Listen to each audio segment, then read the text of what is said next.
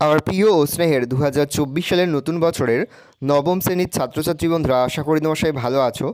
আজ আমরা যে বিষয়টি নিয়ে আলোচনা করব, নবম শ্রেণীর সেকেন্ড সামেটিভ অর্থাৎ দ্বিতীয় পর্যায়ক্রমিক মূল্যায়নের ভৌত বিজ্ঞানের সিলেবাস, প্রশ্ন কাঠামো এবং নমুনা প্রশ্নপত্র নিয়ে। প্রথমে তোমরা সিলেবাসে দেখে নাও কী কী বিষয় তোমাদের সেকেন্ড সামেটিভ অর্থাৎ দ্বিতীয় পর্যায়ক্রমিক মূল্যায়নে থাকবে। দ্বিতীয় পর্যায়ক্রমিক মূল্যায়নের ক্ষেত্রে ফুল মার্কস থাকবে 40, আর সময় তোমার থাকবে 1 ঘন্টা 30 মিনিট। তোমার থাকবে মৌলের ধারণা, এখান থেকে থাকবে মোট 8 নম্বর। পদার্থ, গঠন ও ধর্ম, এখান থেকে থাকবে 10 নম্বর। দ্রবণ, এখান থেকে থাকবে 7 নম্বর। অ্যাসিড, ক্ষার ও লবণ, এখান থেকে থাকবে 8 নম্বর। কার্যক্ষমতা, শক্তি, এখান থেকে থাকবে 7 নম্বর। এই রয়েছে টোটাল তোমাদের 40 মার্কের প্রশ্ন কাঠামো। ভালো করে প্রশ্ন কাঠামোটা দেখে নাও। এবার আমরা নমুনা প্রশ্নপত্রটা দেখে নেব। দেখো, সরাসরি স্ক্রিনে কিন্তু আমরা নবম শ্রেণীর সেকেন্ড সামেটিভ অর্থাৎ দ্বিতীয় পর্যায়ক্রমিক মূল্যায়নের ভৌত বিজ্ঞানের কোশ্চেনটা দেখতে পাচ্ছ। ফুল মার্কস তোমাদের রয়েছে 40, আর সময় তোমাদের রয়েছে 1 ঘন্টা 30 মিনিট। একে দাগে রয়েছে সঠিক উত্তর নির্বাচন করে পূর্ণ বাক্যে লেখো যে কোনো 8টি। প্রতিটি প্রশ্নের মান 1 করে 1 × 8 = 8। প্রথম, 2 গ্রাম পরমাণুর oxygen অনুসংখ্যা n/2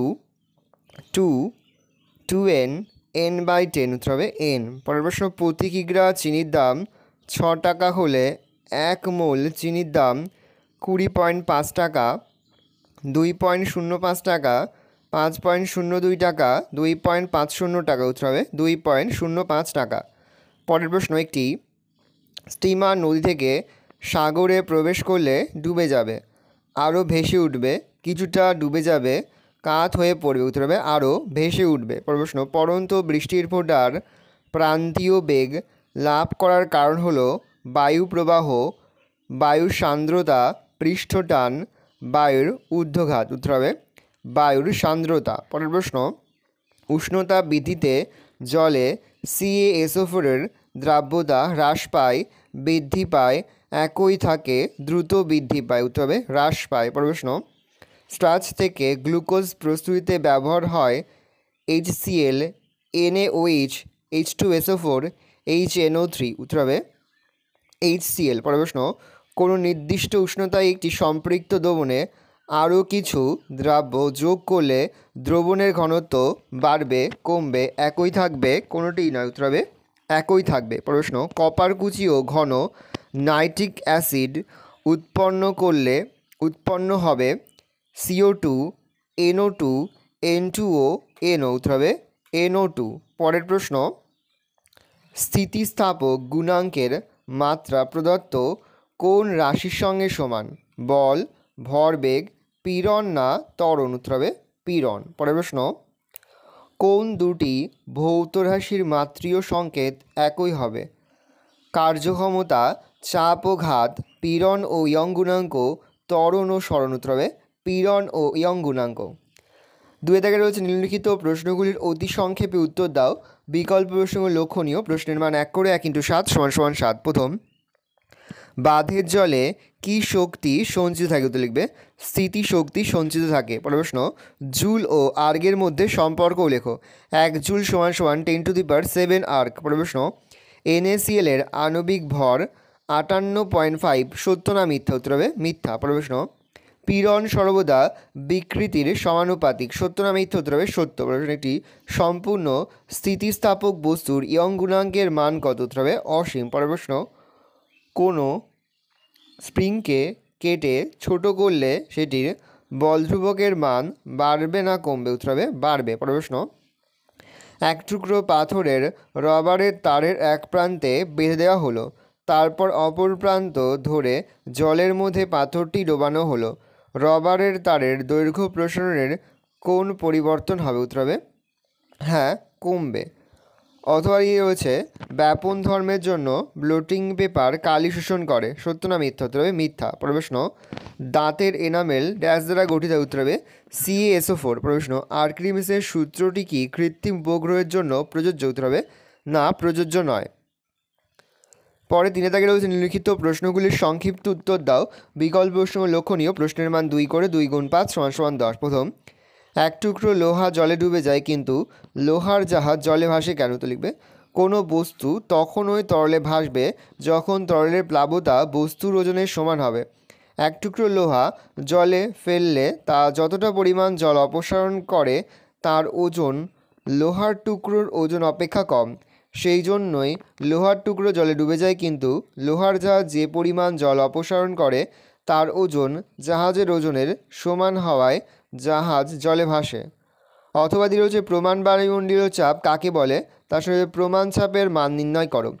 সমুদ্রপৃষ্ঠে 45 degree অক্ষাংশে 0 degree centigrade উষ্ণতায় 76 semi পারস্তম্ভের চাপকে প্রমাণ বায়ুমণ্ডলীয় চাপ বলা হয়।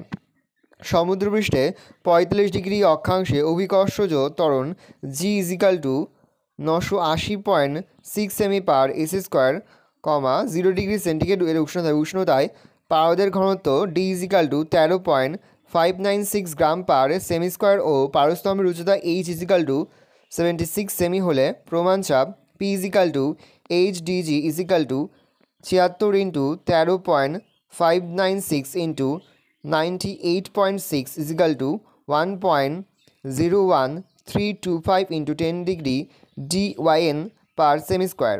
পর হচ্ছে কিলোওয়াট ও অক্ষমতা বলতে কী বোঝো? 1 kilowatt 1s is equal two 1000 joule. কার্য করার ক্ষমতাকে বলা হয় 1 কিলোওয়াট। 1 কিলোওয়াট সমান সমান 1000 ওয়াট। অক্ষমতা কোনো যন্ত্র বা সংস্থা যদি 1s এ 550 ফিট আইবি পরিমাণ কার্য করতে পারে তবে তার ক্ষমতাকে 1 হর্স পাওয়ার বা অক্ষমতা বলা হয়। 1 horse power is equal to 550 feet, 1BS1 is equal to 746 watt. অথবা যান্ত্রিক শক্তি কাকে বলে? যান্ত্রিক শক্তি কয় প্রকার ও কী কী? কোনো বস্তু তার আকৃতির পরিবর্তন, অবস্থান বা গতির জন্য অথবা এই তিনটি বিষয়ের জন্য কার্য করার যে সামর্থ্য অর্জন করে তাকে যান্ত্রিক শক্তি বলা হয়। যান্ত্রিক শক্তি দুই প্রকার, যথা গতিশক্তি ও স্থিতিশক্তি। পরে হচ্ছে মোলার আয়তন কাকে বলে? নির্দিষ্ট উষ্ণতায় ও চাপে 1 মোল পরিমাণ কোনো গ্যাসীয় পদার্থ যে আয়তন দখল করে সেই আয়তনকে ওই উষ্ণতা ও চাপে ওই গ্যাসীয় পদার্থের মোলার আয়তন বলে। মোলার ভরকে পদার্থের ঘনত্ব দিয়ে ভাগ করে মোলার আয়তন পাওয়া যায়। মোলার আয়তন ইজিক্যাল টু মোলার ভর বাই ঘনত্ব। প্রমাণ এর উষ্ণতা ও চাপে যে কোনো গ্যাসের মোলার আয়তন 22.4 লিটার। পরে হচ্ছে সব দ্রবণই মিশ্রণ কিন্তু সব মিশ্রণই দ্রবণ নয়, উক্তিটি ব্যাখ্যা করো। একাধিক পদার্থের মিশ্রণ সমসত্ব প্রকৃতির হলে তার উপাদানগুলির আপেক্ষিক পরিমাণকে একটি নির্দিষ্ট সীমা পর্যন্ত পরিবর্তিত করা গেলে ওই সমসত্ব মিশ্রণকে দ্রবণ বলে। যেমন জলে সাধারণ লবণের দ্রবণ। মিশ্রণ অসমসত্ব প্রকৃতিরও হতে পারে এবং সেক্ষেত্রে মিশ্রণের উপাদানগুলির আপেক্ষিক পরিমাণ পরিবর্তিত করার কোনো নির্দিষ্ট সীমাও নেই, যেমন বালি আর চিনির মিশ্রণ। তাই সব দ্রবণই মিশ্রণ কিন্তু সব মিশ্রণই দ্রবণ নয়। অথবা সম্পৃক্ত অসম্পৃক্ত দ্রবণ কাকে বলে? কোনো নির্দিষ্ট এর উষ্ণতা নির্দিষ্ট পরিমাণ দ্রাবক এ সর্বোচ্চ পরিমাণ দ্রাব্য দ্রবীভূত হয়ে যে দ্রবণ উৎপন্ন করে তাকে ওই এর উষ্ণতার ওই দ্রাব্যের সম্পৃক্ত দ্রবণ বলে। অপরপক্ষে উষ্ণতায় কোনো দ্রবণে যদি আরও বেশি পরিমাণ দ্রাব্য দ্রবীভূত করা যায় তবে ওই নির্দিষ্ট উষ্ণতায় ওই দ্রবণকে অসম্পৃক্ত দ্রবণ বলে। পর হচ্ছে ম্যাগনেসিয়ামের সঙ্গে লঘু হাইড্রোক্লোরিক অ্যাসিডের বিক্রিয়ায় কি উৎপন্ন হয়? বিক্রিয়ার সমীকরণ দাও। ম্যাগনেসিয়ামের সঙ্গে লঘু হাইড্রোক্লোরিক অ্যাসিডের বিক্রিয়ায় ম্যাগনেসিয়াম ক্লোরাইড ও হাইড্রোজেন গ্যাস উৎপন্ন হয়। Mg plus 2HCl is equal to MgCl2 plus H2। অথবা দাঁতের ক্ষয়ের ওপর পিএইচের প্রভাব উল্লেখ করো। খাদ্যদ্রব্য বিশেষত মিষ্টি জাতীয় খাদ্যের অবশেষ দাঁতের ফাঁকে আটকে থাকলে তা ব্যাকটেরিয়া দ্বারা বিয়োজিত হওয়ার সময় অ্যাসিড উৎপন্ন হয়। এই অ্যাসিডের গাঢ়ত্ব বেড়ে মুখের অভ্যন্তরে পিএইচের মান 5.5 এর কম হলে তা ক্যালসিয়াম ফসফেটের সঙ্গে বিক্রিয়া ঘটায় ও দাঁতের এনামেল ক্ষয়প্রাপ্ত হয়। পরে রয়েছে 4 দাগে নিম্নলিখিত প্রশ্নগুলির সংক্ষিপ্ত উত্তর দাও। বিকল্প প্রশ্নগুলি লক্ষণীয়। প্রশ্নের মান রয়েছে 3 করে, 3 গুণ 5 সমান সমান 15। ভালো করে দেখে নাও, এখানে বেশ কয়েকটি প্রশ্ন দেওয়া রয়েছে এবং প্রশ্নের সঙ্গে কিন্তু অথবা প্রশ্ন দেওয়া রয়েছে। তোমাদের কিন্তু মোট 5টি প্রশ্ন তোমাদের উত্তর করতে হবে। ভালো করে দেখে নাও প্রশ্নগুলো।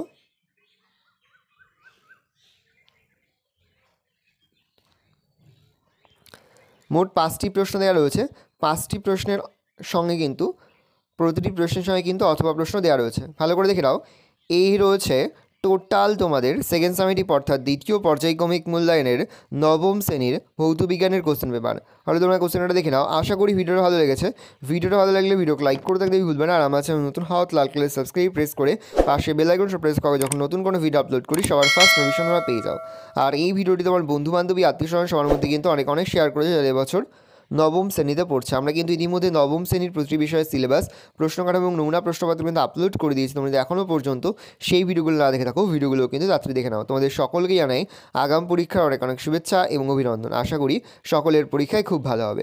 একেবারে ভিডিও শেষে স্ক্রিনে তোমরা একটা প্লেলিস্ট দেখতে পারবে, তার উপরে ক্লিক করলেই সমস্ত ভিডিওগুলো কিন্তু তোমরা পর দেখে নিতে পারবে। কোনো প্রশ্নের উত্তর লিখতে বা বুঝতে যদি কোনো অসুবিধা হয় তাহলে কিন্তু নির্দ্বিধায় কমেন্ট সেকশনে কমেন্ট করে জানাতে একদমই ভুলবে না। এই ধরনের কোশ্চেন প্যাটার্নেই কিন্তু প্রতিটি স্কুলে তোমাদের কিন্তু সেকেন্ড সামেটিভের প্রশ্নপত্র হবে, সেহেতু ভালো করে তোমরা কোশ্চেন পেপারটা